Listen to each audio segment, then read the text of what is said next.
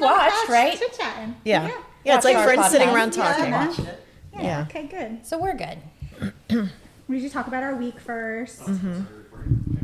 Yeah, it should be good. You're recording already? I feel like that Well, came it doesn't down. mean it'll be in the podcast, just it's recording.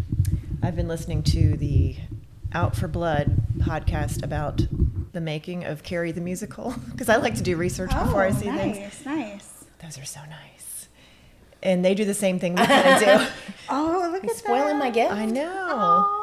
Yeah, you each But have they one. like kind of chatter first before they start the episode. I'm like, oh, they're just like us. Or actually, we're probably like them, but it's very No, interesting. we can say well, they're just like us. We're the OG. We're Yeah, the the OG. We're OG. we're 5 or 4 published episodes in, 2 in the the can, OG. so this is 7. We're professionals here. OG anything. No.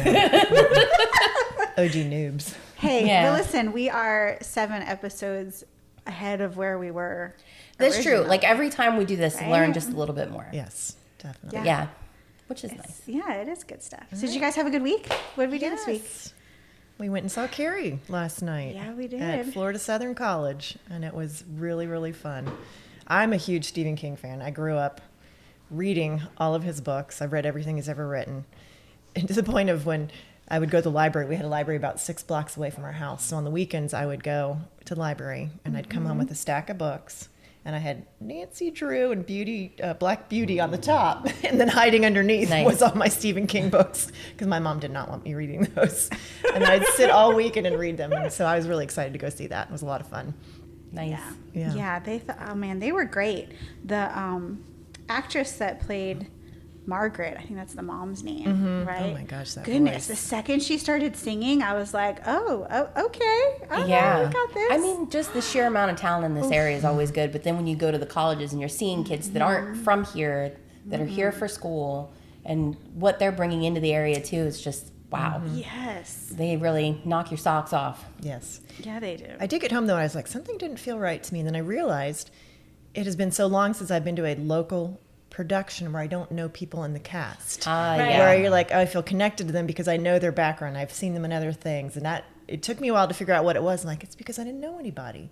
So that I noticed that made a difference. Yeah, I was definitely like scouring Yeah. the playbill ahead of time. I'm like, Oh, do I know any of these yes. people? Yeah. Yeah, the girl that played Sue Snell, she was amazing. She's only a freshman. Oh, wow. Okay. Well, Yeah. she's got a big career ahead of her there. Well, Anyway, I can't wait to see her on Go do see some it. other Lots of things. weekends left to see Carrie at Florida Southern College. Yeah, absolutely. Yeah, I thought it was only one, but then I went and got our tickets, and I was like, oh, nope, there's more. Yeah, It's in seriously. December. Yep. Yeah. Yeah. All right. Well, welcome to good Drama stuff. Mamas. I'm Angela. Yeah. I'm Kristen. I'm Kathy. And I'm JJ.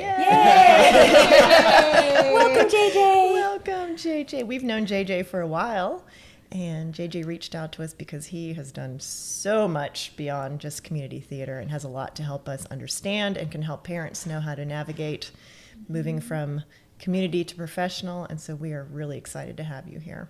Yeah, I'm happy to be here. Thank you. Welcome. Yeah, so you started out at LCT? Oh, Yes, I did. I originally started out with Out of the Box, which, for those of you who don't know, is a all-inclusive special needs theater troupe. And I started off there as someone who needed assistance, and then now I'm someone who's giving assistance. And I'm one of the TKs there, which stands for Theater Kid. And we help the Out of the Boxers hit their mark, get to where they need to be, and that was me about a decade ago. I was the one being helped up and down the stairs and that stuff. And it's nice to give back, and it's nice to see that this is where I was and here's where I am now. I can relate to all of these people because I was like that at some point in time, needing that assistance. And So you're 18 now, correct? yes, I am. So you were like pretty young when you were yes, I there. was 8 years old then. Yeah. Aw. Yeah. Just a baby in the little program. girl. Yeah. So were you pretty young at that point for the group? I know that was a lot smaller. I think so. I feel like I might have been the youngest, but I'm not sure. Right. It 'cause was a while ago. So yeah, for Yeah. your lifespan, it was a long time And ago. it was a lot smaller in the beginning when it started out. Yeah, we only had like between 12 to 20 people in the beginning. It was a really small group, But over the years, it just kept growing and growing and growing because, you know, we got the word out about it. And, you know, the community that it's a part of we're a huge community. And, you know, acting is a great way to express yourself, especially for individuals with disabilities. Yeah, it definitely is. I love what that program brings to the community, and I love the shows that they put on because they are just so special. My favorite that I've seen and been a part of was I Want to Go to Mars. I just loved that production so much. That was our first being part of. Yeah, that was our a lot first of fun. one, which was probably why I feel so like attached to it, you know. Yeah. But yeah, and their Christmas shows are so great, and it's Yeah. just I a know. great way to kick off the season, and everybody comes together as a community, and you know, it's just a great. they just had homey theirs feel. this past week.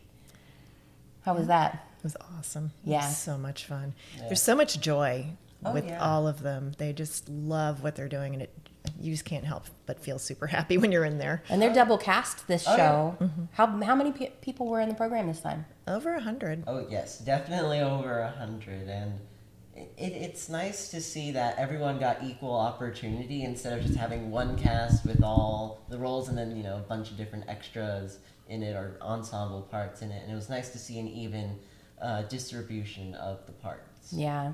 It was. So when did you make the transition from Out of the Box to like the Theater for Youth program? Not too long after. I took some drama classes after Out of the Box, and my first Theater for Youth program was Aristocats Kids, and I was in the Dog Brigade, and that was a lot of fun. I Sounds bet. fun. That was awesome. Everybody has to be in those little clumps of animals Oh, at some point in their You career. start off as animals Right. and trees, and you slowly get into the humans after Yeah. a while. Although you were a snowman at one point. Yes, Olaf, one of my top 2 favorite characters I've played. Yes, that's a great character. That was so you were much fun. fantastic. Yeah. Thank you. Phenomenal. Goodness, I know. Totally brought that character to life. And Olaf is a character I have loved since like Frozen released, and so being able to play him was a really good thing for me because I can relate to that character on so many different levels, and I've just loved him ever since I was little. He's amazing.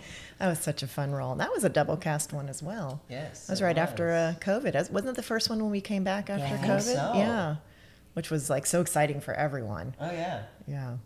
So now do you still do community theater or have you moved pretty strictly I to? still do community theater Okay. on occasion, not as often as I used to.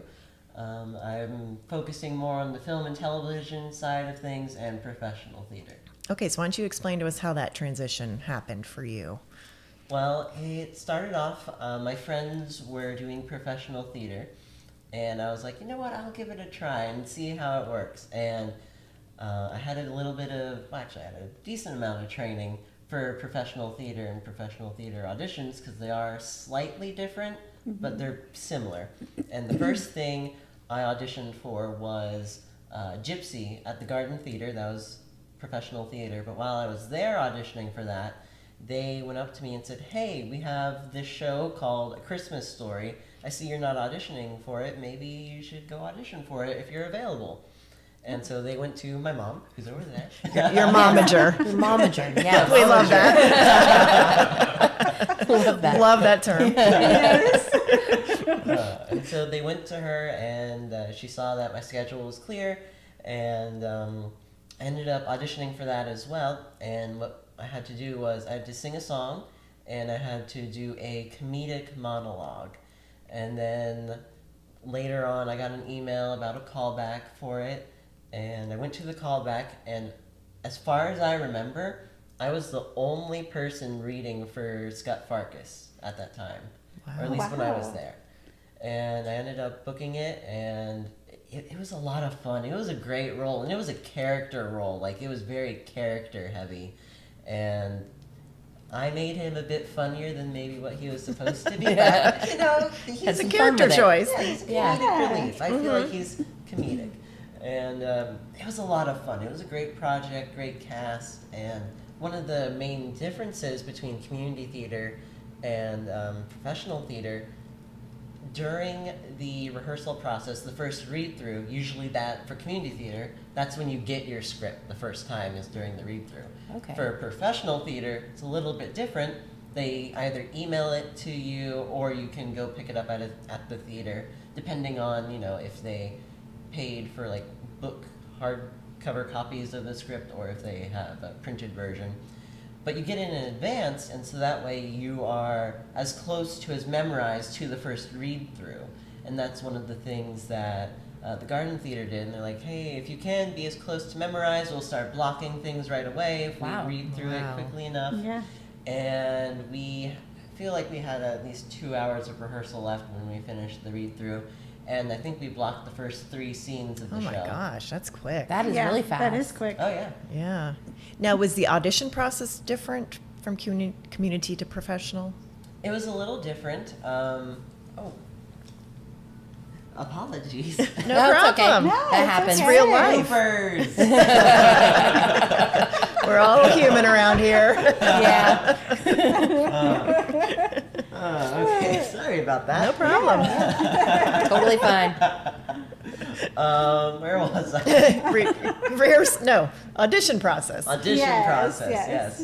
So in the past, before COVID, community theaters didn't have the audition time slot thing. Yes. That's something I'm noticing now that they're doing more since COVID happened. Which is wonderful. Yeah, Yes, it is. we love that. Really like And it. that was a difference in the past. Professional theater mainly did that with audition times and slots.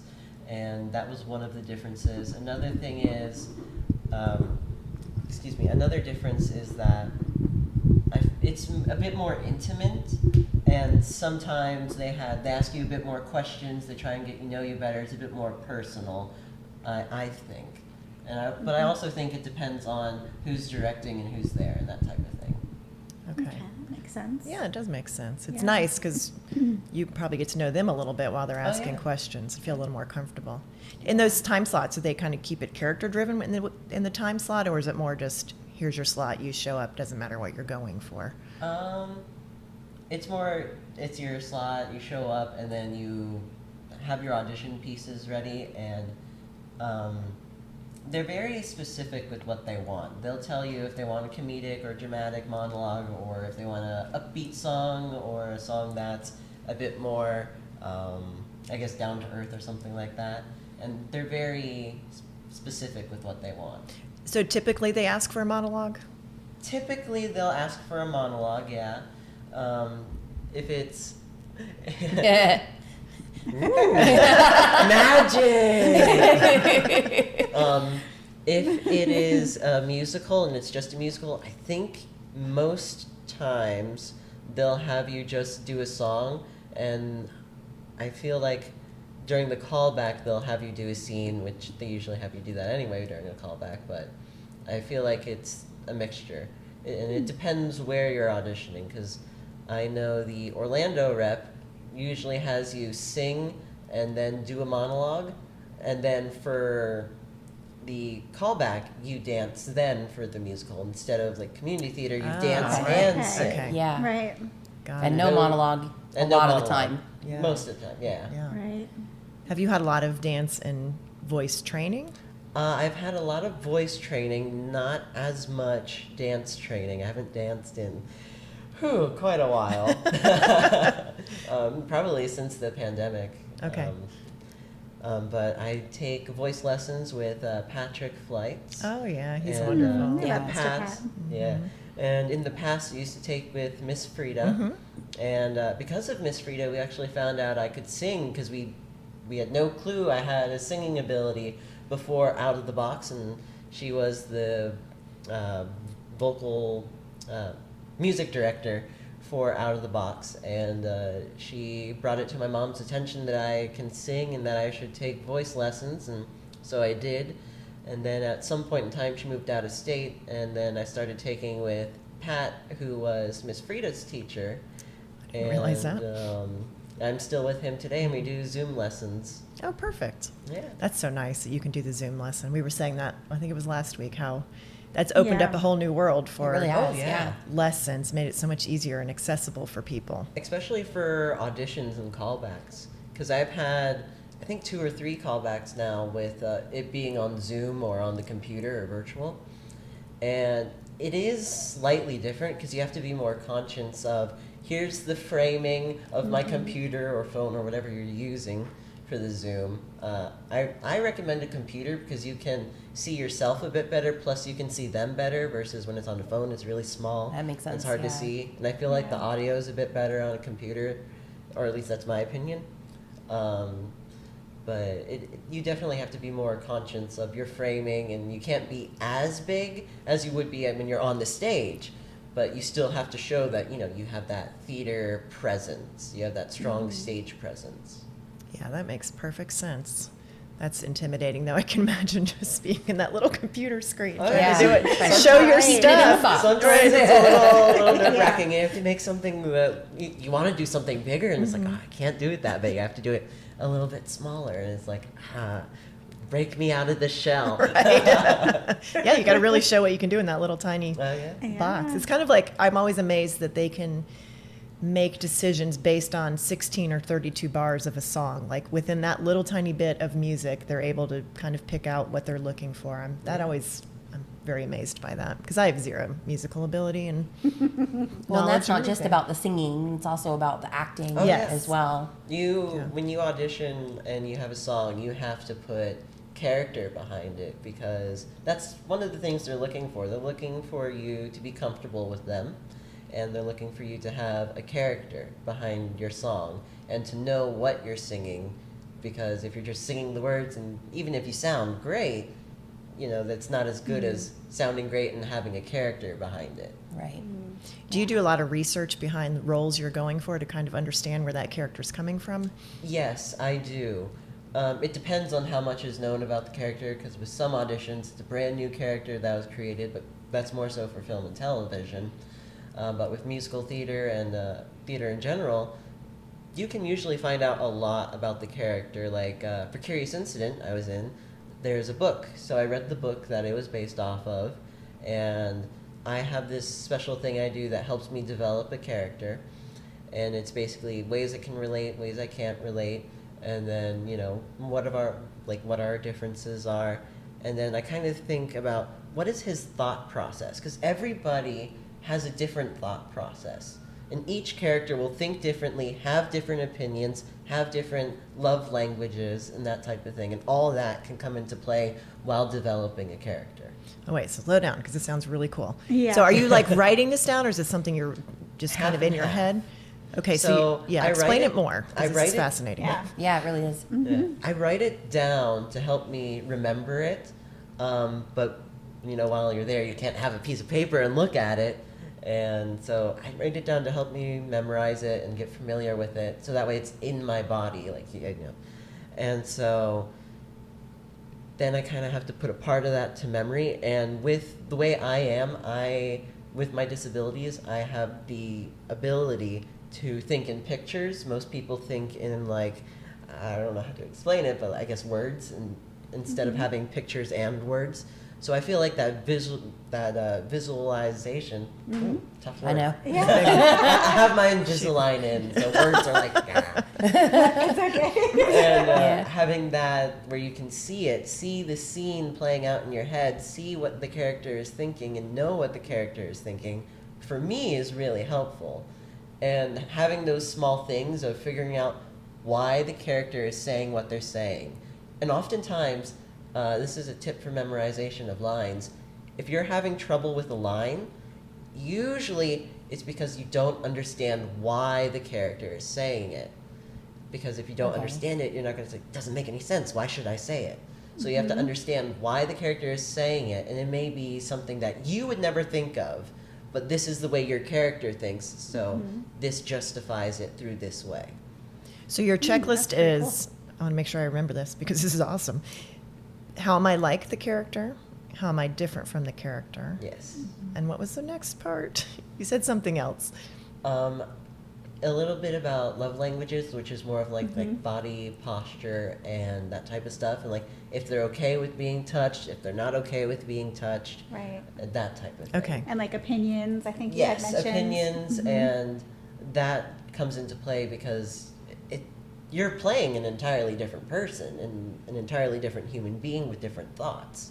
And so you have to try and think, how would this character think differently from me in this situation? How has their life experiences changed them? And with some characters, you have to make up their own life experiences with the character based off of what you have in the script. Now, that isn't necessarily necessary. That's just something I do for myself, and if you want to do it, that's great. But whatever works for you, and that's what works for me. Do you find that gets easier the more you practice it with each different character? I feel like with that in particular way of doing it, it is helpful to do it more times, because then you're like, okay, I know what I'm doing, I know what questions I need to ask, and I've had multiple different teachers teach me different things, and I've kind of incorporated it into one different Like what works for you? Yes. Yes. Methodology. Okay. All right. Mhm. Excellent. So you Yeah. mentioned Curious Incident. Tell us more about that, because that was fantastic, and how that yes. all happened. Oh, okay. So it's going to start off with a story about the Family Cafe. And if you don't know, the Family Cafe is America's largest cross-disability conference. And I'm a member of the Florida Youth Council, which is a youth advocacy group. And we host panels there at the Family Cafe. And we also do we do the showroom and that stuff, hall monitoring, because we're also volunteering there at the same time as we're demonstrating. And during that, the keynote speaker was Mickey Rowe. He is the first autistic actor to play Christopher Boone in The Curious Incident of the Dog in the Nighttime. And my youth advisor at the time introduced me to him. And we started talking to each other. We exchanged Instagrams and that type of stuff. And we stayed in contact with each other over time. And at some point in time, the Tampa rep reached out to him and said, hey, would you know anybody that would be interested in auditioning for Christopher? We have auditions coming up, and he thought of me, and so he said, hey, JJ, there's this kid, I met him, he's a great actor, you should really consider him for an audition. And so they sent me an audition, but I did not know they did, because it went to my spam folder. Oh, no. So I only found out after Mickey... Dreaded gosh. spam. Yeah. I only found out after Mickey Rowe texted me on Instagram, and it was like, hey, have you checked your emails recently? And I'm like, yeah. Oh, no. And like, have you seen an audition for Curious Incident? I'm like, no, I haven't. Oh, gosh. And it was like, check your spam. And so I checked my spam, and there it was. Oh, no. And of course I accepted it, because Christopher is one of my dream roles. I had an audition for it a long time ago, and I didn't get it at that time. And it was a character that I got emotionally attached to, and he still is. I still am emotionally attached to that character. And, it's a dream role of mine. And so, of course, I accepted the audition. But since I didn't have a lot of time to prepare, I only had 2 days to prepare 2 different monologues. Oh, gosh. Okay. And the monologues I had at the time were extremely outdated. Like, they were for when I was way younger. And so I was like, okay, I gotta find 2 different contrasting monologues. Oh, goodness. And Gosh. In thanks 2 to days. Jeremy Henry Dixon, my mom reached out to him and said, hey, do you have any monologues? We need 2 contrasting monologues. And he sent us an entire list of monologues while he was at a callback himself. Oh, wow. Oh, my gosh. Wow, that's great. Yeah. And then I was on the internet scouring for some, and we found 2 really good monologues. I believe the one is called Equus, and the other one is called Treat Me Different. And both were along the lines of the show, because I tried to get something similar to the show, but also not exactly like it. So there were certain things that each character did in the monologue that was similar to Christopher, but not exactly the same. Okay. So I had 2 days to memorize it and prepare it.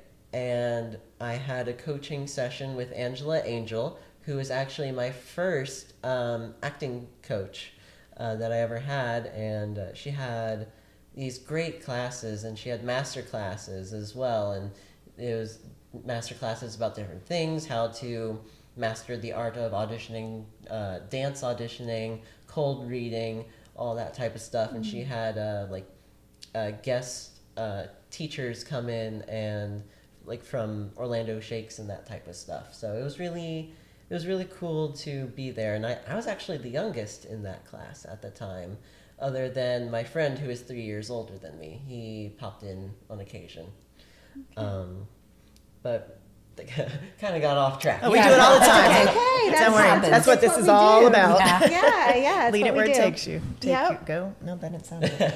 Go where it leads you. Yeah, That's yeah. what Sounds I right. meant. Yeah.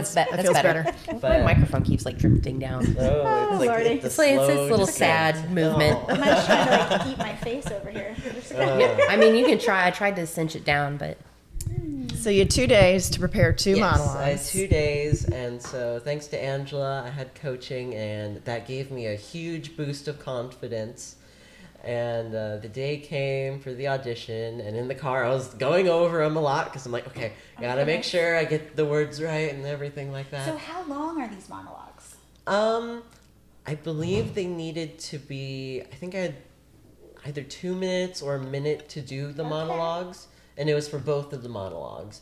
And I think I kept it, I think each one was around under maybe 30 seconds. I'm not exactly that's quick. sure. yeah. Still stuff to remember. Oh, right? yeah. Like, Because they'll, in the email it said, you have this much time to do 2 monologues, and I don't remember the exact time, so I'm just Yeah. going to say it was 2 minutes. And so maybe I had each monologue was a minute long, or one was 30 seconds long, one was a minute long, you know, that type of thing. So that way Yeah. I stayed in the 2-minute time frame that they asked for. But during the audition, I got there and I did a thing which is called dressing the essence. And I dressed the essence of the character. And Christopher, he often wears a hoodie and a t-shirt and jeans. So that's what I wore. So I wore something similar to the character, but not like exactly how the character would. Okay, that's an interesting point because I've always wondered that. So Right. you're saying it's okay to kind of not go full on like I'm this person, but to kind of get the feeling of the character Oh, and what yeah, they would be I- like. I always wondered if that Help was get you in the manipulative. zone, maybe. Right. Oh yeah, I personally think it is helpful for the actor and also helpful for casting to see that, oh, this is how they would look kind of in like the costume. that's It helpful. gives them a little bit of an idea, and it also says, like I know the character a little bit. I feel like, but you don't want to go too far out, like say it's Shrek, and you paint your face green, you have the ears, Right. and you're wearing that. That's a little bit This too is how much. I'll sound with a prosthetic nose. Yeah. Or like Olaf, right? Yeah. Show up. Carrot nose, all Right. that. Yeah, just a little bit too much. Yeah, but all white, totally on the table. But yeah, wearing a white t-shirt and jeans. Yeah.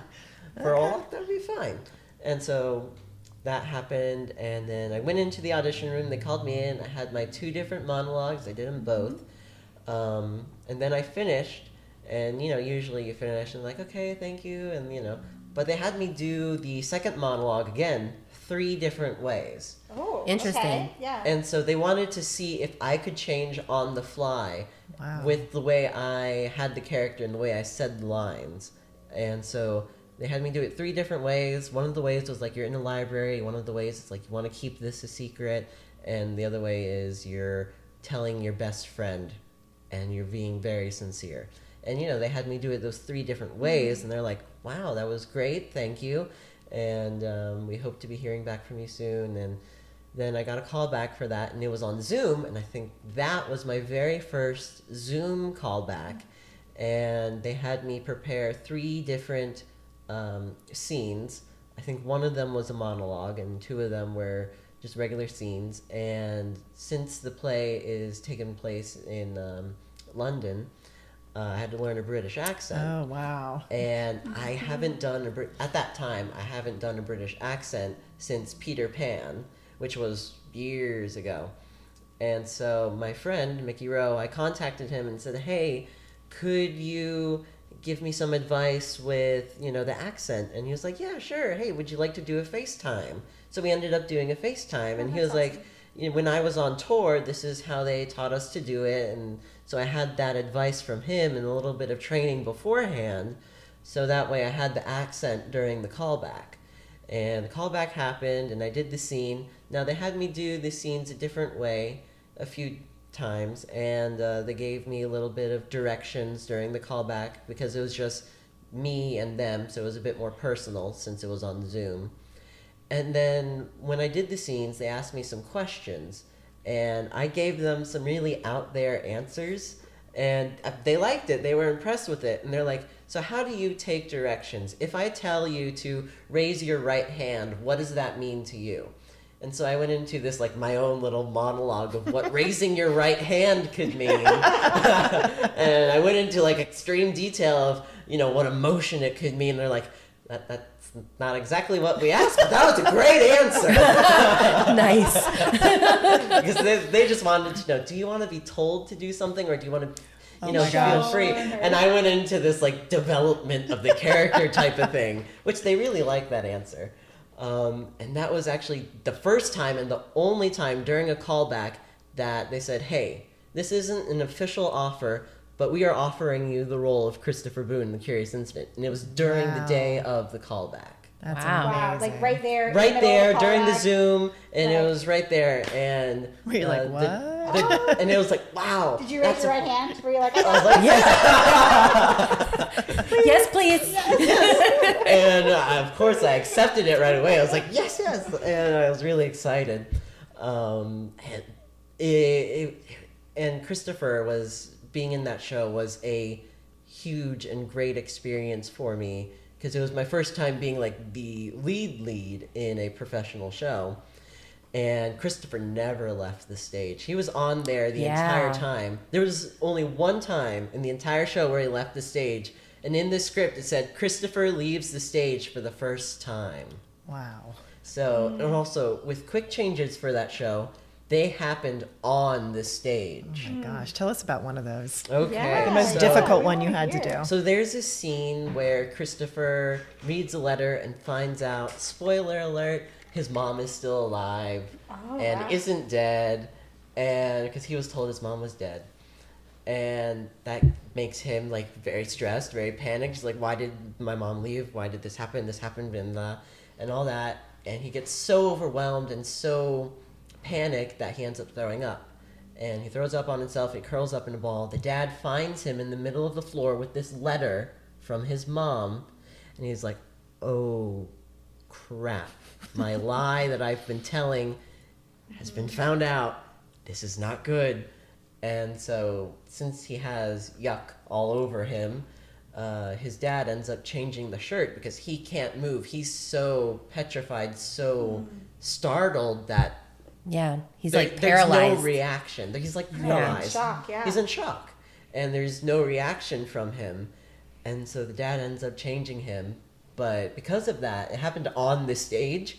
So we had a thing where I would be turning my back to the audience, which that was really the only time where, you know, it was okay to turn your back to the audience because you never want to do that normally. But for a quick change, which wasn't really quick because it was emotional and it was slow and emotional, it was like, you know, I'm there for you, son. And, but that was one of, I think that was really the only quick change that I had on the stage. Otherwise, it was just like changing a jacket or something like that. But that was the only time, like when my shirt came off or anything like that. Got it. That sounds like an amazing experience. It was, Yeah. especially with all the lifts and the stunts we did. Oh, really? Oh yeah, when the play takes place in Christopher's mind, and so to him, things to us that would seem small to him are big, like going to a bus station or going to a train station and having all this sound and people is extremely overwhelming for him. And to show that, they had little jumps and lifts and that type of stuff. And so there was an entire rehearsal dedicated to lifts and training and, you know, learning to trust each other. And a lot of it was also on viewpoints as well. And the viewpoints helped with the lifts and make it look like Christopher was actually falling or Christopher was actually getting thrown across the stage. And during the training process for that, you know, I had to put all my trust in them because they were lifting me like 3 or 4 feet off the ground. Wow. And Wow. it was, at first it was scary, but, you know, you did it again and again and again. And, you know, you got more confident, you got a rhythm going. And we had I think it was a fight choreographer, and he, had us do it slowly, like do it 30%, 50%. All right, now do it 100%. And so we warmed up before every show, and we practiced each individual stunt that we did and lift. And it was a lot of fun. We did almost every one they did in the show except for walking on the walls. Okay. Which we didn't end up doing. I forget the reasoning why, but basically that would be where someone is holding onto my shoulder here and holding onto my waist here, and I'm walking on the walls. If we did that, that's what it would have been. I saw so I stage managed the stage read at LCT for Curious Incident, and it was like a stage read plus, right, a little extra, and so they did a little bit of that. But in order to kind of be prepared for it, I didn't have enough time to kind of dive in and read the book. I read the script, and then I watched like a recording that I had found online, and I saw that, and I was like, oh wow, this is really cool. And then when the director decided to try and incorporate some of that into the stage read, I was really excited for it. Because I was like, oh, okay, cool. So we're going to like do this, we had the sound effects, and we had, the lighting that helps you kind of get the feeling of what it means to be in his head and be overwhelmed by all of the sensations in a train station, for example, but when I saw the recording of that, I was like, oh gosh, I really want to see this live, like not a stage read, Yeah. When was the play? When did you guys do this? We did this a year ago now, which is it's Okay. hard to believe it was a year ago, it was during this time frame of November, December, I believe, is when we had it, and At the Tampa Rep? at the Tampa Rep, yes. Okay, But we fantastic. performed on Stageworks Theater, but we also had another theater company working with us called Think Tank. And we had like a little partnership going on where half the cast from Curious Incident was also in The Giver. And so we nice. shared a cast, and we also shared a runtime. So instead of it all being Curious Incident, it was Curious Incident, The Giver, Curious Incident, The Giver, and so on. Oh, that's cool. And That's super cool. I got to see The Giver, and it was a great show. I really enjoyed it.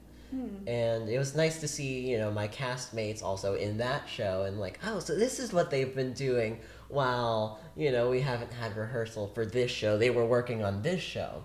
Yeah. Now, some members in the cast weren't in that show. I was not in The Giver, but most of the cast kind of shared each other. That's a really neat concept. I've never heard We've that never before. been to the Tampa Rep. Have you ever been No. out there? No. We're going to have to spread our wings. Oh, and yeah. get out Yeah. there. They have a show today, 3 p.m. at 3. What are they doing? A Doll's House Part 2. Okay. Wow. The show is about a woman who is searching for her independence and finds it through her own way.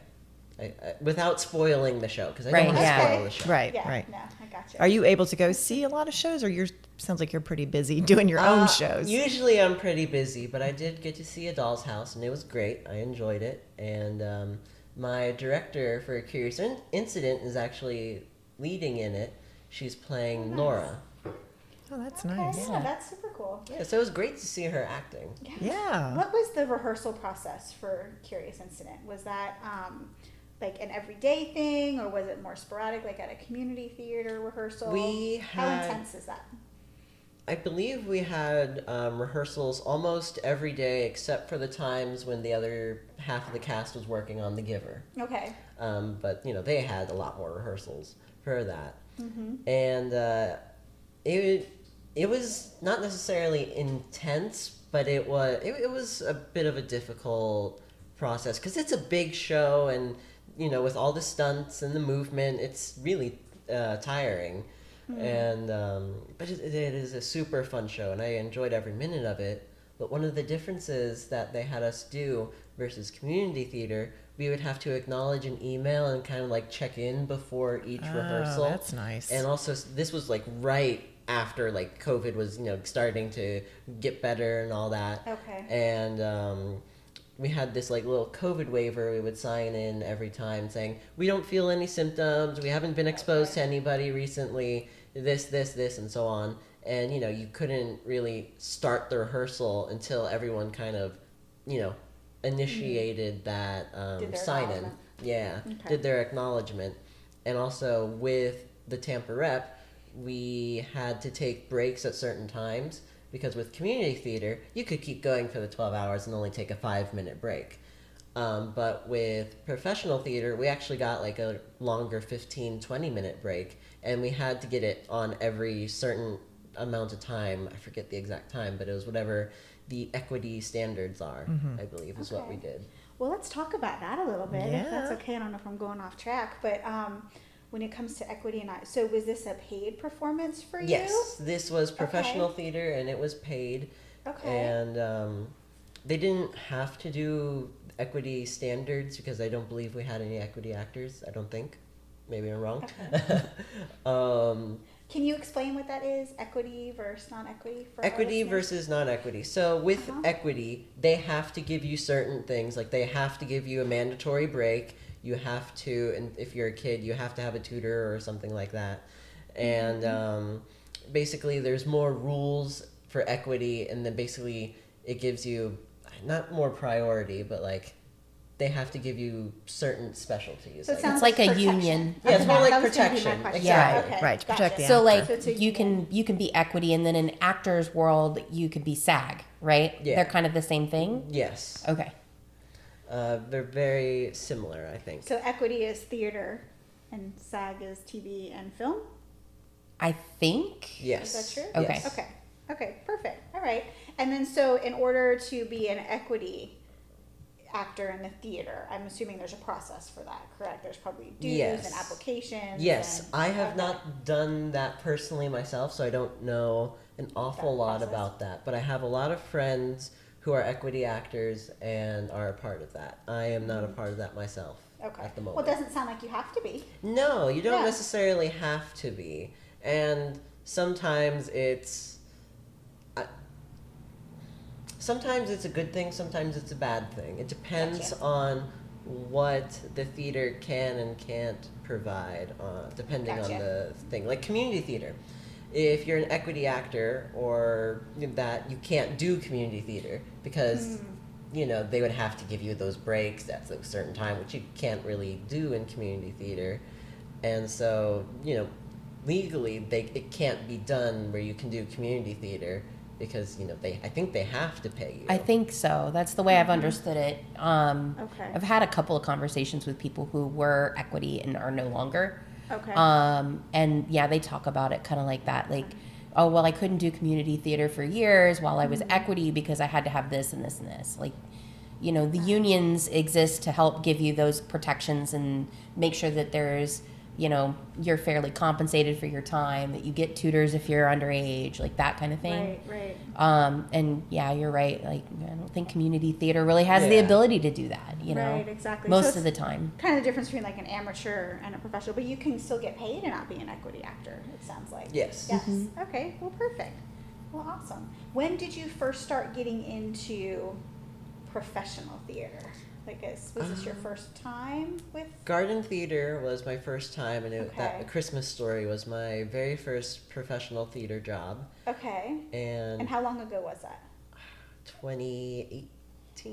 Okay. So before COVID. Yeah, right? Before pre-COVID. Before Mhm. COVID. Oh, yeah, and things changed drastically before and after COVID. Like everything changed. Like example, the film industry. You in the past you had a little bit more in-person auditions. You did have self-tapes then as well, but since the pandemic, pretty much everything is self-tapes or self-submissions and that type of stuff. Okay. Wow. Yeah. So you now have transitioned to doing TV and film. Yes, I Oh, have. let's talk about that. That's Yes. exciting. I've been doing that for a while, and the way I got into that was someone from the theater reached out to me and said, hey, this person is doing a movie and they need some extras. Would you be interested in doing that? And I said yes.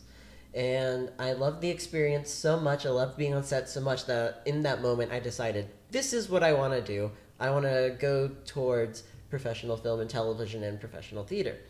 And so I ended up going and taking some training, some on-camera classes, and so because on-camera acting and stage acting are two completely different ball games.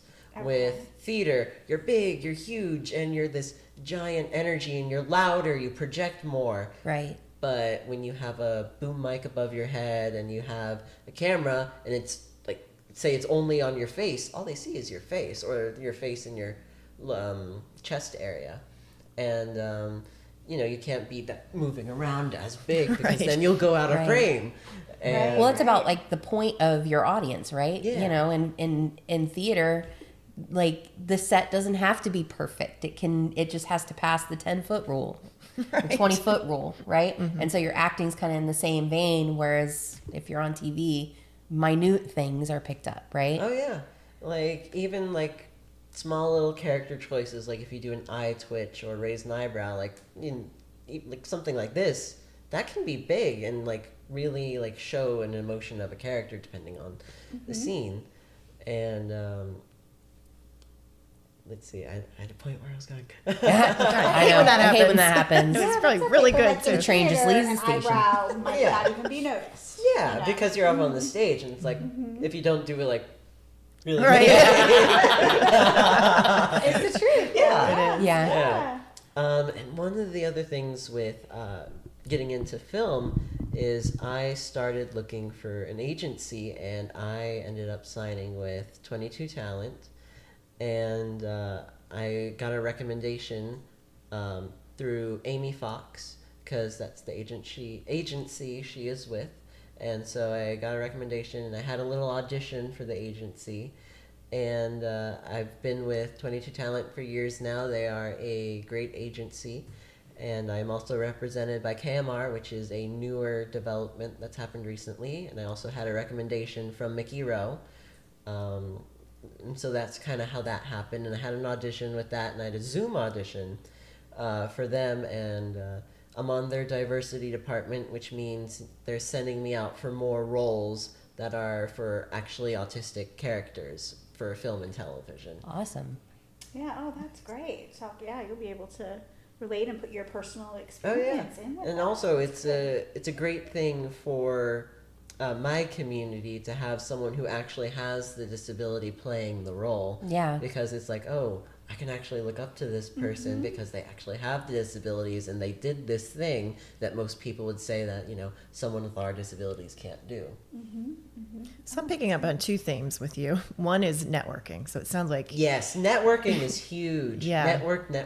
right, and we've heard that from another guest that you really have to like go up and introduce yourself and yeah. exchange contact information. Yeah. So Don't you have be those, scared to do that. Yeah. Yeah. And the other thing is I'm so impressed is you clearly have a natural talent, but you're not just resting on your natural talent. You're researching, you're taking Yes. classes, you're doing Well, everything you can. Sorry. Go ahead. One thing that I can say is never stop training. One thing that I was told by a coach one time is no matter how good you think you are, things in the industry are always changing, always evolving. So not only in like the acting style, but also in the technical things. Like years ago, headshots used to be in black and white, and now they're not. And even though there was, and some people still do the black and white, but it's not necessarily the more accepted thing. And also background in the headshot. You don't want anything distracting. You don't want a rainbow unicorn in the background. They're going to be like, why is there a unicorn there? Because, you want them to look at you. And also your eyes in a headshot are very important. And things change constantly. And so it's good to stay in the loop. It's also good to keep your acting bones sharp. Yeah, I'm very impressed by that because you're saying all these things. Like I think our children are still pretty young, although you did this when you were super young too. I don't think they recognize the importance of putting in the work before the audition. Yeah. To really nail the audition, to understand the character, and to then, if you get the part, be able to act the character well. Yeah. So I'm very impressed with all the things you're saying. You need to be taking notes. I know. I'll be having a meeting with Pinky before the next audition. Exactly. Like, Yes, we will. okay, Listen so to we're going to this. sit down and we're I going think to what we'll explore the do characters. Is we can have JJ come back and actually That's what I'm sit just with the thinking. kids. You should be teaching classes. Yeah. Yeah. In all your spare time. I would gladly Absolutely. teach. Or workshops and stuff. You're doing Yes. workshops with oh gosh, tell me the name again. The disability The workshop. Family Cafe and Yes. Florida Youth Family Council. Cafe. Workshops or panels or what are you doing with them? They are panels. Okay. And example of a few of the sessions, last year I hosted the disability history session. And that entire session is devoted to talking about disability history and figures in the past who you might not have thought have a disability and they end up having it. Example, some people don't know that Franklin D. Roosevelt had a disability, and that's why he had his podiums reinforced, because he needed that extra support to stand up, because I believe he had polio, I believe. And that was one of the things that I did. And I also had to do a lot of research for the session, because I had to come up with the script, not only for what I was saying, but for what everyone else was saying. And I had to make sure nothing was plagiarized, because, it is history, but you can't copy exactly what someone else said. But it's like, this is how it happened. How do you say it in a different way? Yeah. Right, it's true. It's amazing to know how many actors are dyslexic. Yeah. Yes, that's huge. We learned about that because our son, Max, he's 12 and he has dyslexia. And so that's something that we've, in supporting him and helping him, have said, hey, listen, buddy, look at all these people that are out there that are doing all of these wonderful, successful things in the public eye, being on stage. And, they do have these disabilities. And it's just a wonderful thing to be able to show. So I think it's great that you're out there, representing your own disability and being able to show, hey, listen, guys, I can do it. You can do it too. Yeah. It's great, And and not only do it, but do it magnificently well. So thank you. yeah. I think if you want to do something, you can do it if you put in the work, the time, and the effort. That is what I think. And as long as you truly love what you're doing and you have a passion for it, nothing's going to stop you. And one other thing, I hate it when things pop in your head. Yeah, write and down you say real something quick. else and it goes out the end of your Because we have so much going on. I know. Yeah. You have so much to tell us. You're so inspirational. I'm like, Goodness my gracious, kid needs to yes. hear this. Do you ever get nervous? You seem like Oh, so, yes. okay, because you Oh, seem yes. so like even keeled and calm. Oddly enough, during a show, I usually don't get too nervous. It's only like the very first scene. It's like, okay, how is the audience going to react to my character, first of all? And then you can feed off the energy of the character. Now, you should never change anything in the show. Yes, Never do important that. fact. I have seen that happen, and I have seen technical things go wrong because of actors and other people changing things. So don't change things when No, you haven't that's been told to. Do that during the rehearsal process. That's the time to do it. There's a phrase I learned from Miss Debbie. Ask for forgiveness, not permission. Do that during the rehearsal process, not during the show. Right. Yeah, because once you get to that dress rehersal, it Oh, should yeah. be all Dress solid rehearsal, and Yes. everything's set in stone Yes. by then. Now, during if you have, I forget the name of it, but it's like you rehearse the show in between, but you do a speed through of the show. There, you get the opportunity to goof around a little bit. I have no idea what a speed through is. Oh, it's basically, say you had a week break or something like that, and you just go through the script and the blocking really fast, and you do Like a refresh like type a thing? refresh. Okay. Yeah, But like on 2x Thursday. speed. To get, Right. But it's at speed, so you're Yeah. saying everything really fast like this, and you're trying to go Oh really my fast. gosh. And you're like, okay, let's go home so we can all finish. Let's all finish so we can go home. There we go. Yeah. See, you did it too. That's what I did. I did that one time. I was part of that process one Oh, time. yeah.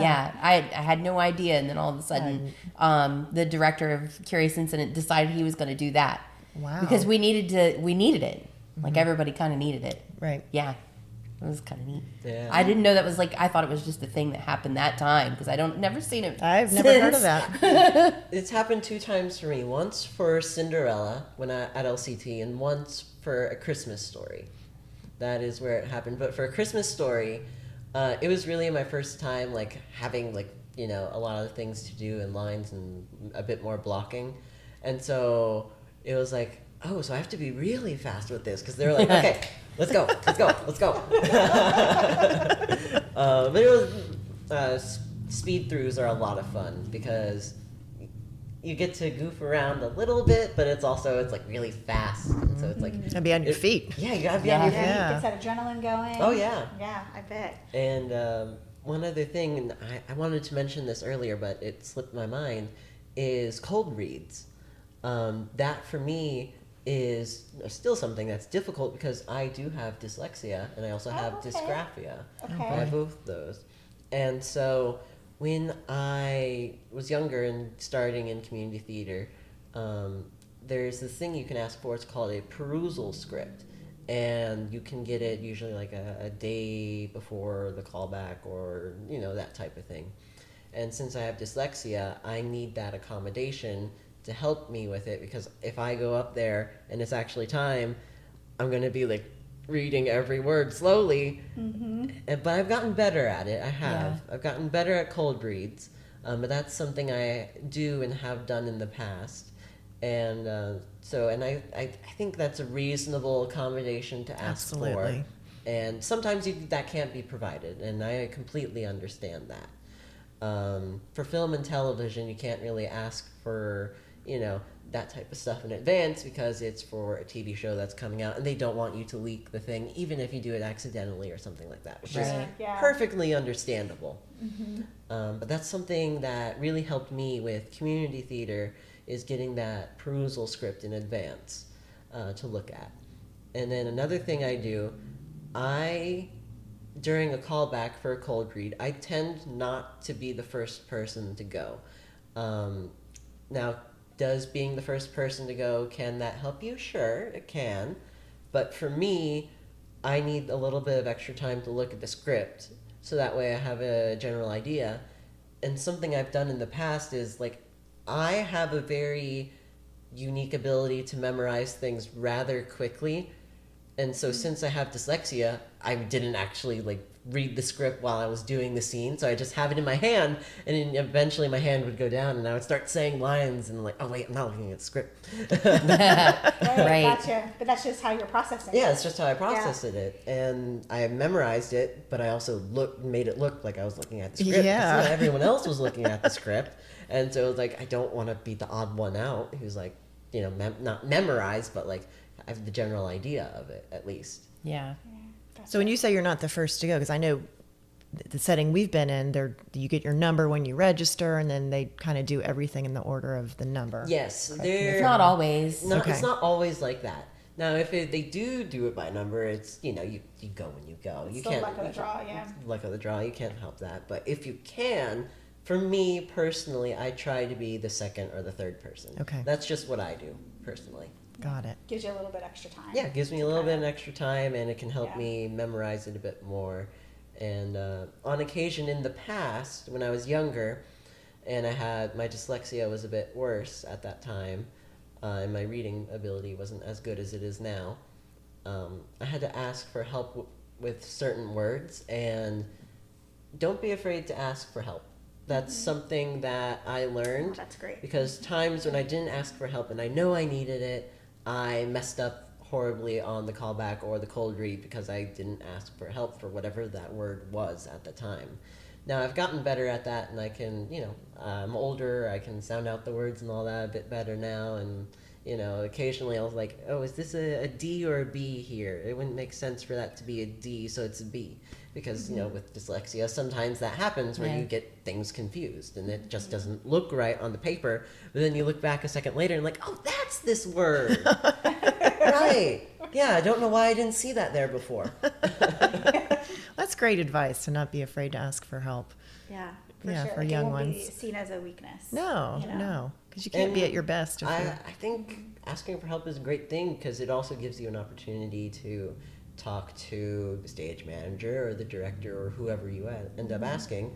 And you can also ask a fellow actor. I don't see anything wrong with that. Although sometimes, on occasion, you will meet the actor that won't want to have any part of you or help you.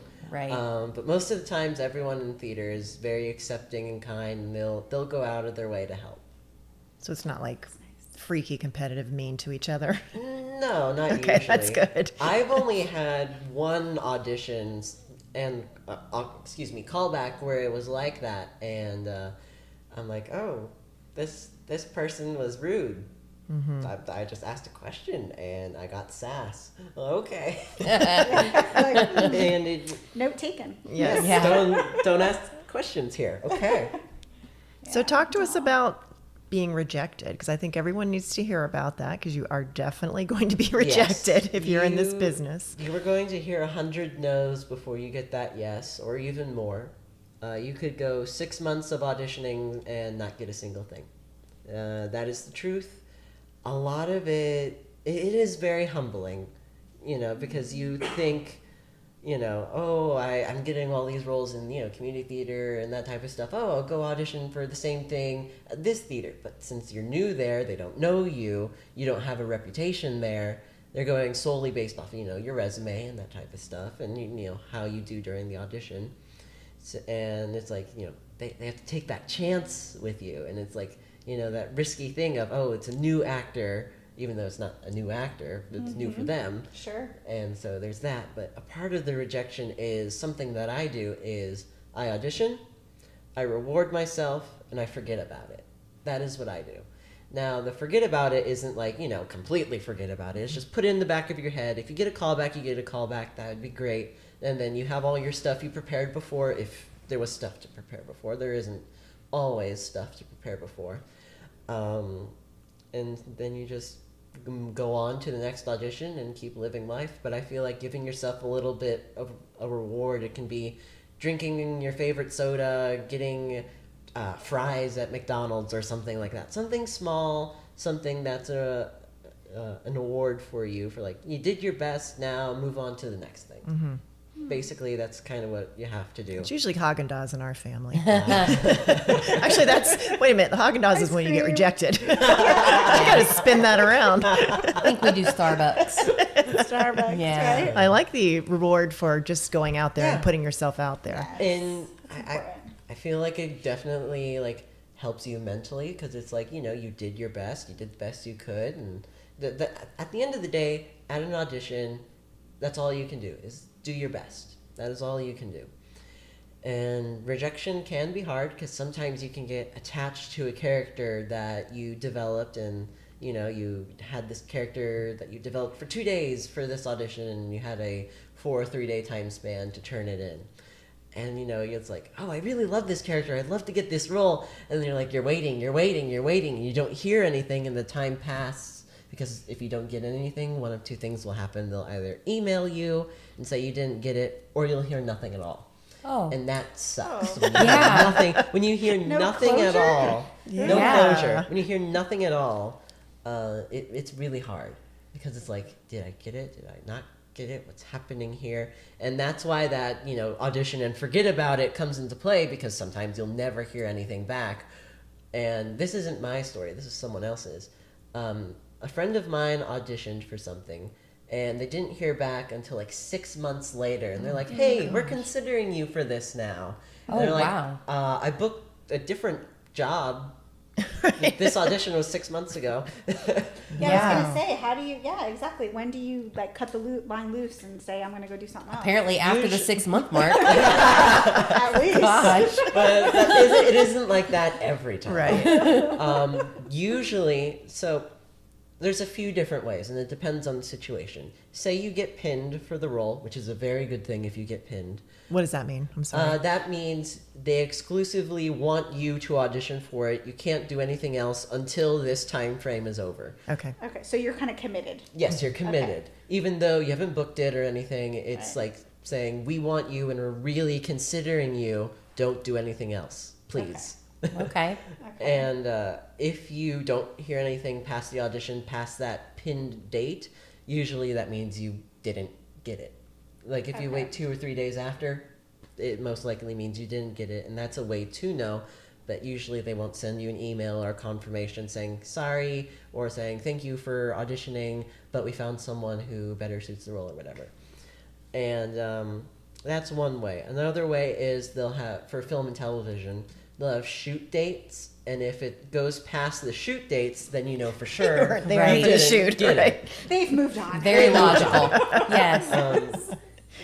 And that's a way to know for sure. And also with theater, usually they have like a callbacks will be on this date. Make sure you're available then. So if you don't hear anything by that time, Then you kind of know. Yeah, they kind of know. Okay. But theater, usually they'll email you or they'll call you. They're theater, professional theater and community theater. I found contact the actors a bit more versus film and television. With film and television, you have 4,000, 5,000, 10,000 different actors, and to send 10,000 different emails would be... That'd be a lot, yeah. That'd be a lot. Does your agency bring audition opportunities to you, or are you still seeking out things? How does that work? It is a bit of both. My agency submits me for things, and if the casting director or whoever is looking at it likes my headshot, they'll say, hey, based off of this person's headshot, they look like what we want to cast for the role. And so then you get the audition, and then they see what your acting ability is. But the first thing they see is either a headshot of you or a clip. And usually they'll ask for a clip once they see that. Not usually. It can happen to where they ask for a clip when they see your headshot, just to see what your acting ability is. That has happened. I don't know how often that happens, because that's more so about the agents know a bit more about that than I do. But I know they based everything off of your headshot first, because that's the first thing they see, as far as I know. So you need a really good headshot. Yes. And like I said, engaging with your eyes, telling a story. I know it's going to sound a little weird, but while you're doing a headshot, be the character you want to get. So say it's a commercial headshot, be that person who's going to sell a product. Because that's the point of a commercial. It's not to book an actor, it's to sell a product. So you have to make sure you have the capability of, the look to sell a product. And with, say it's a dramatic thing, or where you're the bad guy, you can wear a leather jacket, black pants, which of course they won't see your pants, but they'll see the top of you. Yeah, but the pants get you in Right, character. it's character. That's So it. it's of in the mood. character. Yeah. And like they really want to see the thought in your eyes. They really want to see what is going on in here in your headshot. And that's something that took me a while to learn, and a while to learn how to do, because it's a little bit different. It's a little bit difficult to do at times, because it's like I'm not saying anything. I'm just looking at a camera. Yeah. But also with on-camera classes, a lot of the things are reactions. And so not only did that help with on-camera, that also helped with headshots. Okay, perfect. All these classes that you mentioned that you take, is this at like a particular place or a theater? Yeah, you Various- do a lot of traveling. Various different places, a lot of Yeah. traveling. A lot of the places I go to, one of them is Book from Tape, and that's where the most is from, Masters of Self-Taping. And I recommend joining it. I truly do. I think Jordan Woods Robinson, he is the person who made it, is a fantastic coach, a fantastic teacher, a fantastic mentor. He is a great person to work with. So if you ever get the opportunity to work with him, it's awesome to work with him. It's very fun. And then I also did some stuff at the Maley School, and that's with I believe it was with John Peros and Jim Broswell, and those were the classes I took there. Is that in Florida? or Yes, that is in okay. Florida. It's Orlando. It's a bit of a drive for me, but I did Zoom classes during the pandemic and in-person classes beforehand. Okay. And So you find yourself kind of bouncing back and forth Yes. between Orlando and Tampa. yes, a lot. I find myself bouncing around there a lot. But also, a lot of my classes are now on Zoom. In the past, they weren't. And it makes it easier for me because, don't have to go and travel. Yeah. Yeah. Fight the to do a traffic. Zoom. Yeah. I-4. Yeah. Yep. Ay. I've driven I-4. It's not fun. No, Yeah. it's not. No, it is We not. avoid it. And then were you homeschooled as a child? I have been homeschooled pretty much all of my life except for kindergarten. Okay, wonderful. So huge shout out to your mom and dad Yes. because You're awesome. Yes, Thank the you, momager. parents. She's a Yeah. teacher and a momager. Momager, yeah, Yeah. for sure. Because it all starts at home, right? It starts Oh, with yeah. the support, and And that's our goal here I- too. So. I'm very fortunate to have two loving parents who support me in my goals. Some people don't have the luxury of that, and my heart feels for them. But I am very lucky to have two parents who support me and truly care about if I succeed. Yeah, because it's a lot of investment on their part. Oh, yeah. Yeah. Being You know. available all the time. And yes, we applaud you, Mom. Good Yeah. job. Yes. A lot of driving around, a lot of scouting yourself and trying to figure out how to navigate moving to the next step and, your career. Yeah. And when I was younger, and still to this day, my mom helps a lot. Not only with driving, but with, the technical things. And it's great to have someone there with you along the journey, I think. Definitely. No, Yeah. absolutely. Especially somebody you can trust in this industry and, Yes. be supportive and all that good stuff. So what are you working on now? What do you got going on? Right now, it's a little bit of a dry season. Recently, I had a couple of auditions for some projects that I don't think I can say the name. That's fine. That's okay. That's okay. But they were fun projects, and it was a voiceover project, and I haven't heard anything about it yet. Okay. Isn't a yes or a no yet, but I have Okay. my fingers are crossed. Yes. Hopefully something will We'll happen. put good vibes up there. Yeah, Yeah, definitely. totally. And I had a filming with Kelly Weaver. I believe his studio is called Studio Terminal 52, I believe is what his thing is called. Okay. That's kind of And- cool. Is he a yeah. sci-fi guy? He sci-fi horror film. Okay. Ooh, I okay. like that. The most recent thing I did was sci-fi, and it was I'm not gonna spoil it because Okay. it hasn't been released to YouTube. Okay. I caught myself there. Okay. Good. Sorry. You have to let us know when You it ain't is trying released. to trip him up. I mean, Oh, geez. geez. It's an interrogation. Okay. I know, right? So it's a YouTube situation. So that's Yeah. awesome. We can't wait to hear about that. Yeah. Okay. Well, it sounds like you do have some good things going on. Oh yeah. And gosh, it's so much information. I know. I know. Like- I have like fun questions before we wrap Yeah, up. do it. I'm going to say two things before I ask the fun questions. One, I'm going to get your autograph because you're going to be famous, and I want it now. For real.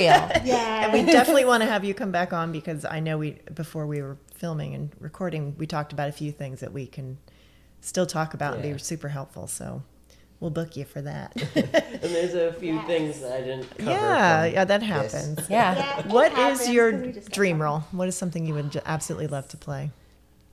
Well, I've already played two of my dream roles, Olaf and Christopher Right. Boone.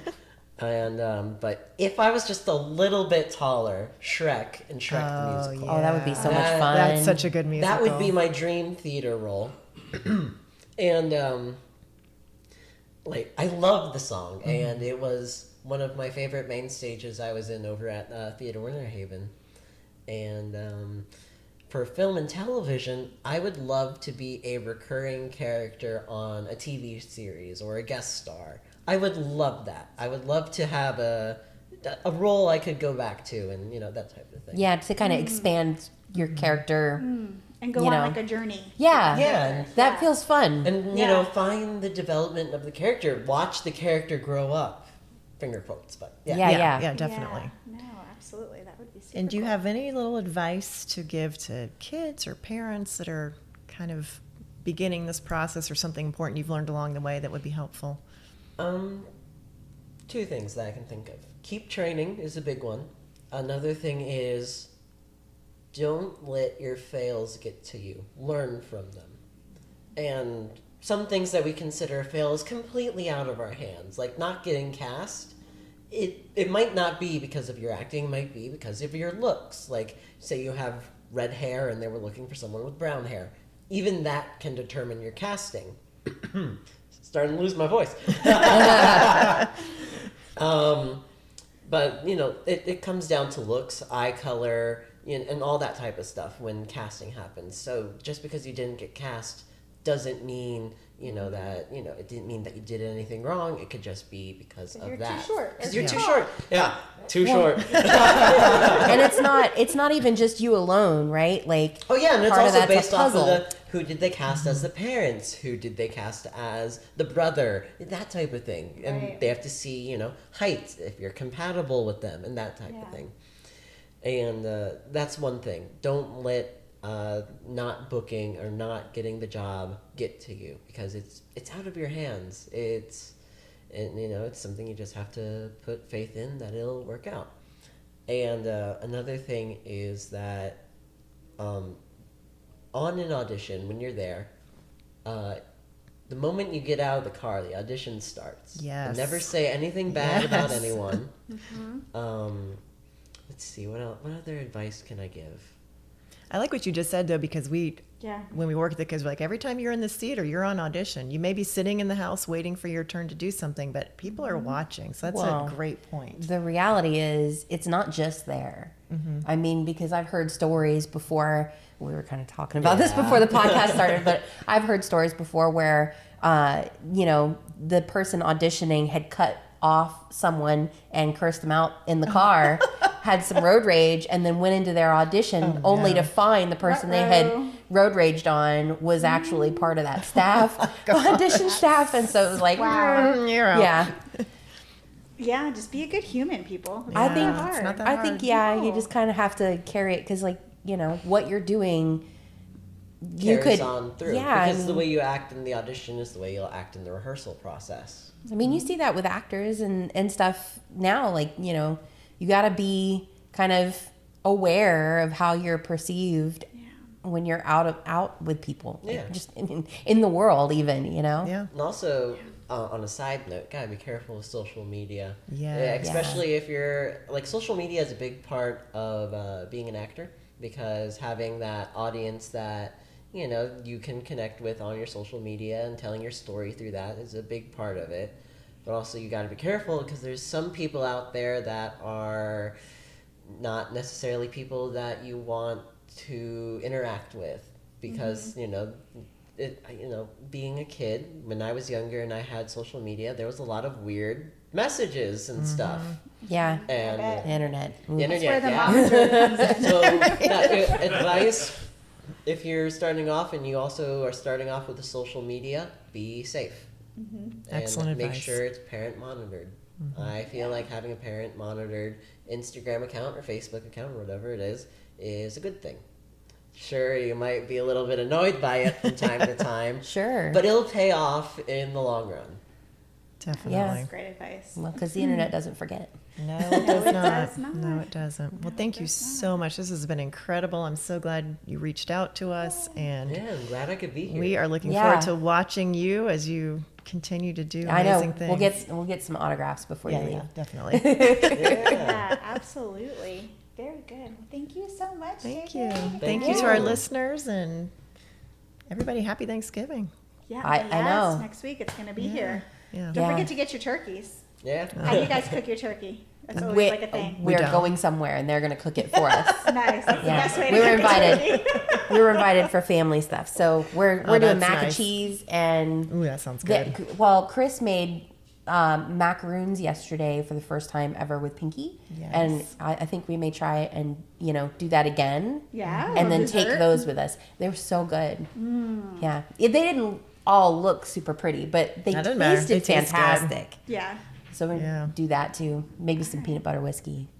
Oh, yeah. You Yeah. always got to have peanut butter with I it. can't I- have that. No, none of that for you. Not yet. A couple more got a few years. Couple more years. Yeah.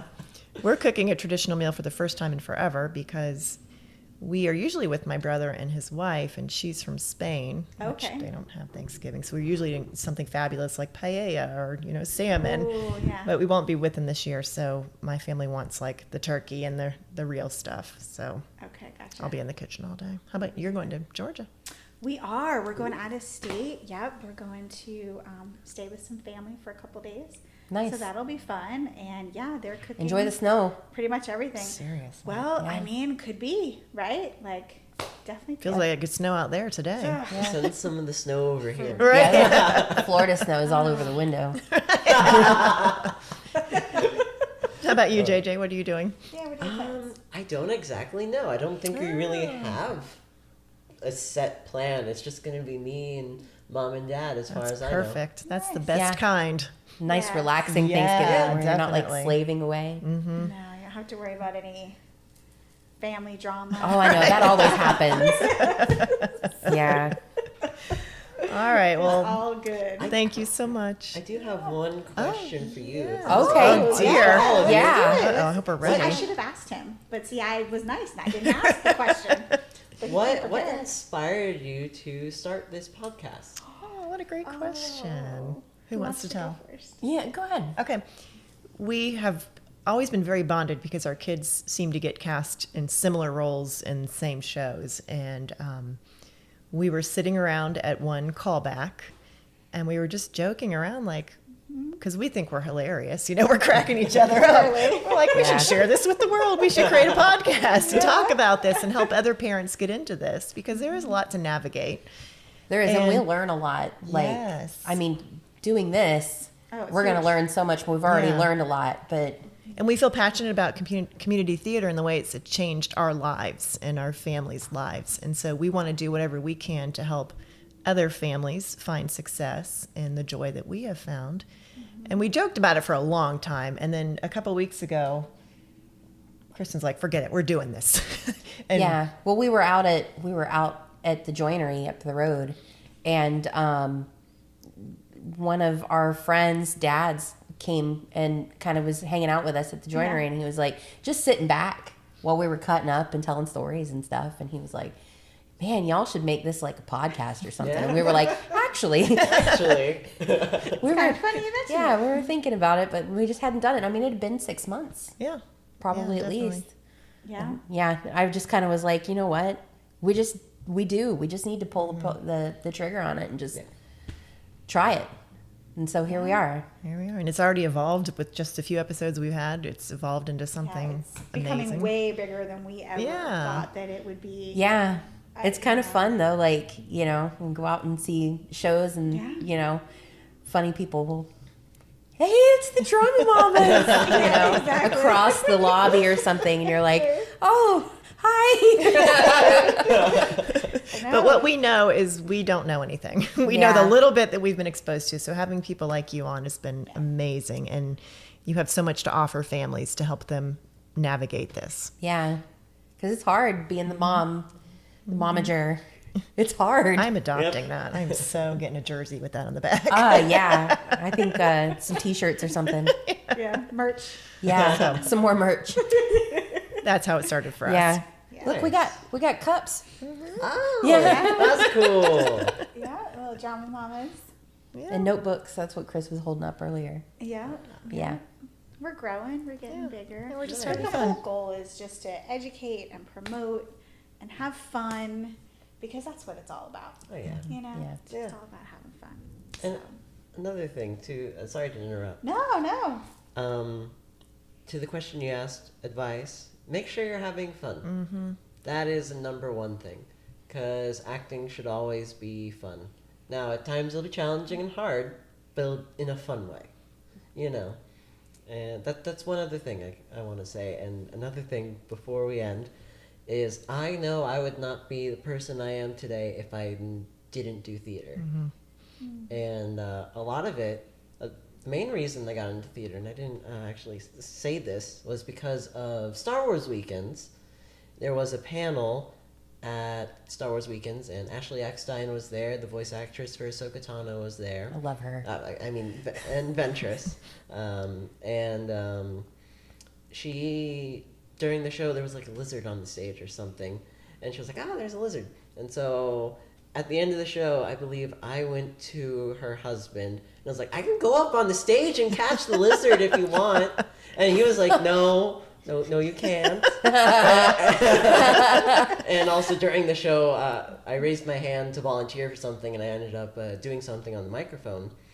And Ashley Eckstein went to my mom and dad, and I don't remember I wasn't there for the conversation they had, but I know she said that I should start doing theater, that I have theater energy. And that's how I started, because Ashley Eckstein said I should start doing theater. Wow. And it's because of that, and it's because of Star Wars. Yes. For those of you who can't see, I he's got got into a theater. serious Star Wars shirt on. Yeah. Yes. That's awesome. Yeah. Yeah. I love her. She's awesome. Yeah, she is. And she's very active up at Disney. Like, she does all kinds of Oh, yeah. stuff. And she's so nice. Yeah.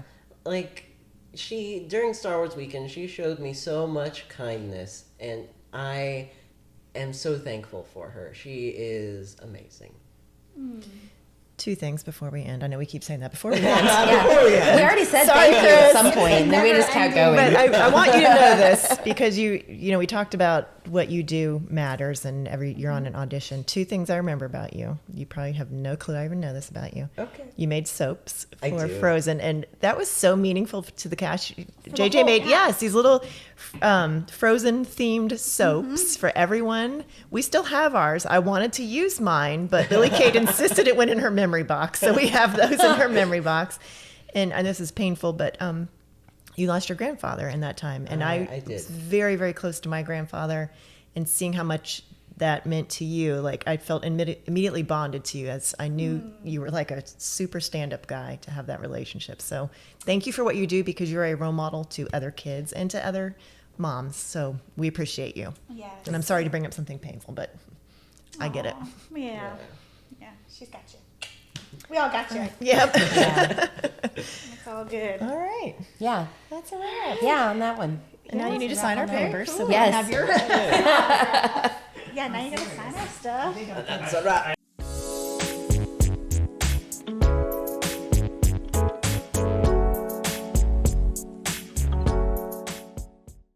Also, with the soaps, I know that we're not running anymore, but this is just to talk. We're always right. Yeah. With the soaps, I actually started off with Star Wars weekends because I would make Star Wars themed soap, not only for like the celebrities for meet and greet when I would meet them, but also for the Disney cast members, because my at that time I was in a wheelchair, but I was using a stroller as a wheelchair at that time, and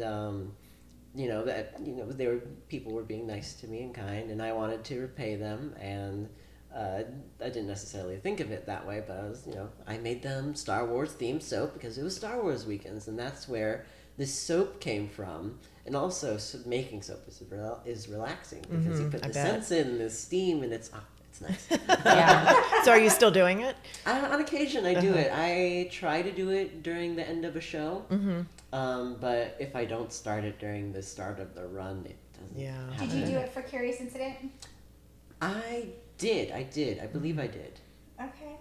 Very cool. Yeah, I But remember I- being amazed because you made them and you brought them and they ran out, and the next day you brought more. I'm like, how Yeah. did you find time Well, to do that? It's because I knew people didn't get some, and I wanted to make sure everyone got some. Because what I do, I make sure the techs get it first, Yeah. and then the actors. Yeah. Techs, and then the director and all that, Yeah. and then the actors. Yeah. And for certain people, I know for a Curious Incident when I made soaps, because I remember now, someone is a vegetarian, and the scents I used, it said something about some sort of animal something. I'm like, just to be safe, I'm not going to put it in there. I'll make a special batch, specifically for the people who are vegetarians and don't want to have any animal death stuff. Like products. Yeah. Yeah, I know that was a weird way of saying it, but it's kind No, we understand Yeah, what you're saying. what it is. Yeah. Got you. You see that a lot in soaps, but yeah. And I actually never looked at my ingredients before to Right. see what exactly the scent is made out of. I just knew it was for soap, so I didn't know that until I looked. And so now I'm a bit more conscious about that. 'Cause, Yeah. if they tell me, I'll make a special just for them, like with no scent, so that Like way. they have allergies or something. Yeah, that too. Yeah. And then some people don't, want the soap for that reason. They didn't come up and say anything, so I Yeah. I It's understand. really cool. That's That's a very really thoughtful. awesome gesture. Yeah. Yeah. It's basically just a thank you. That's what I've always done it for. Thank you for working with me Yeah. and having this Yeah. fun time with me and that type of stuff. Yeah, I'm gonna go home and look at my soap now. Gabby loves hers. She Oh yeah. talks about it all the I time. was like, please, can I use it? JJ No, soap. it's going in the box. going in the box. We have a big box. She's very sentimental. At home, when I first started making the soaps, I didn't hand them out. So in my room, I have this bucket of just soaps gosh. that are they're like 10 years old now for sure. And I'm like, And it's still around. They're still around. Still And I'm like, working. some of them have kind of melted together, but they're still That's there. right. They still work. Exactly. Hey, you know, when the apocalypse Funny. comes, you're I got Good. soap. You're go-to. You're gonna be There clean. go. You need Yeah. soap, I'm your man. Exactly. Hey, that could Can't be eat it, but you can be clean. Exactly. Exactly.